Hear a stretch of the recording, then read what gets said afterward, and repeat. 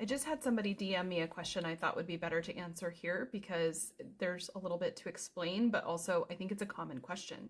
She asked, how do you discern the difference between being selfish and following what is most true and aligned for you?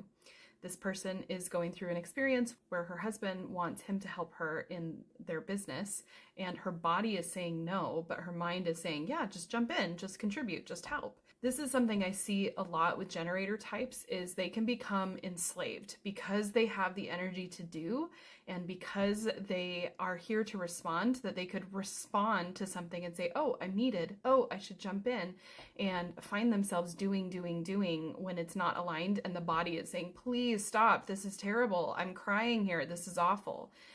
She went on to share details like that this could cost her her marriage, that it has brought out maybe some uglier sides of her where she has said some mean things like, I don't just exist here to take care of you and to make this work. I think all of this is very, very normal, and many people are going through some version of this, and that's why I wanted to share this here.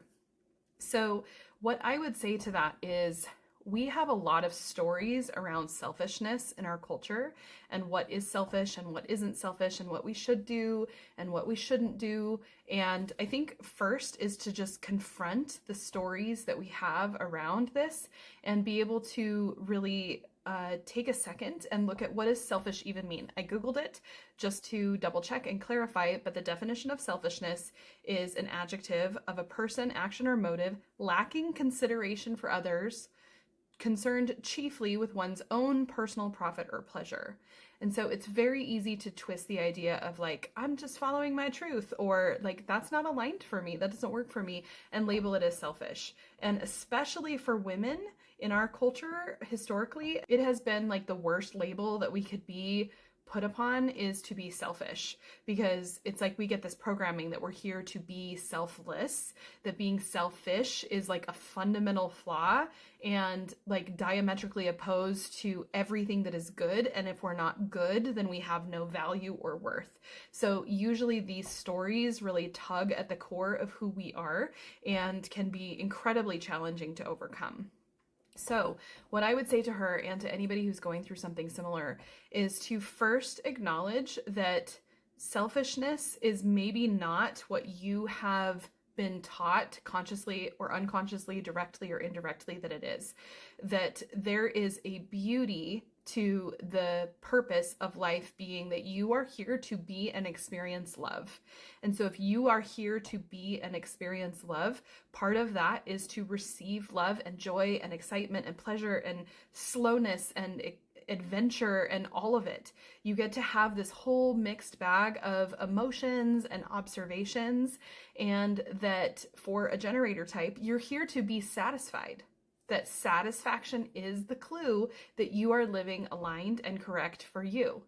If you're a projector, you're here for success. If you're a manifester, you're here for peace. If you're a reflector, you're here for surprise.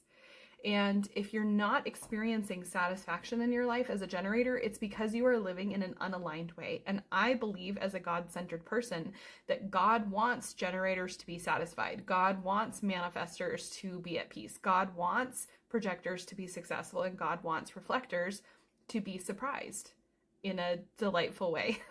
I'm sure the reflectors know what surprise looks like for them.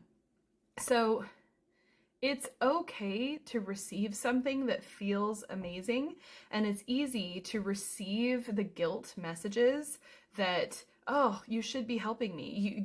We're a team. This is what we agreed to do together. You're letting me down.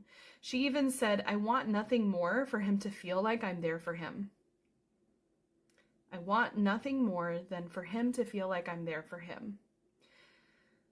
That's a powerful statement. When she said that, she sent me to this in a voice note. When I listened to that, what I heard come through is the story that she wants to feel that he is there for her satisfaction too. That it's a two-way street, that she's not just showing up for him. And when we want someone else to feel a specific emotion, when we're saying, I want nothing more than for this other person to have this specific experience, that is focusing on another person's outcome instead of focusing on our actions. When we focus on our actions, when we say, okay, I'm acting in integrity, I am doing what is aligned and true and right and correct for me, we can be in our signature. We can be the satisfied, peaceful, successful, surprised version of ourselves. But if we are constantly living in other people's business, I love how Byron Katie talks about this, that you've got your business and there's God's business and there's other people's business. So if we are in God's business, we're trying to meddle with what God has control over. And if we're in other people's business, we're not living our life either. I believe that we're here to live our life and to be in our business, and we let other people be in their business. So circumstances like this, it's not that this person not helping her husband with her business is going to ruin their marriage. If their marriage falls apart because of this being the catalyst, all it's doing is revealing codependency and projections onto each other and obligations and social programming. And I really truly believe that if we follow our strategy and authority, if you are a generator type and you wait to respond and you listen to your sacral and you consistently do that in integrity and you experiment with it and you practice it and then you actually move forward with these principles, it can and will change your life in ways that are beautiful and amazing. The way that I see it for generator types specifically, it's literally like lined in front of you on either side are a bunch of angels sent straight from your great and powerful God, holding out the exact perfect gifts and circumstances and resources that you need. And if you wait to respond, you can just receive those as you make aligned actions. And if you plunge ahead and you initiate or you move forward in a way that's not awaiting to respond, it's like you're smacking the angels in the face that you can't see because they're there on a spiritual plane. They're not there with our visual sight. And you prevent them from being able to deliver the gifts that have been hand prepared for you.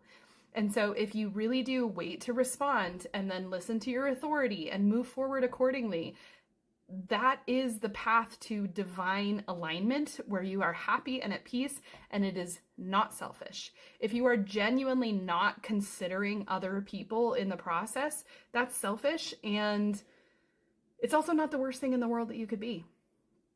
I encourage you to challenge the story that you're telling yourself to the person who sent me this message, as well as the person watching this, and just wanted to share all of those slightly rambly thoughts with you. And I would love to hear what you think, and I would love to know if you have any other questions that I can help answer for you.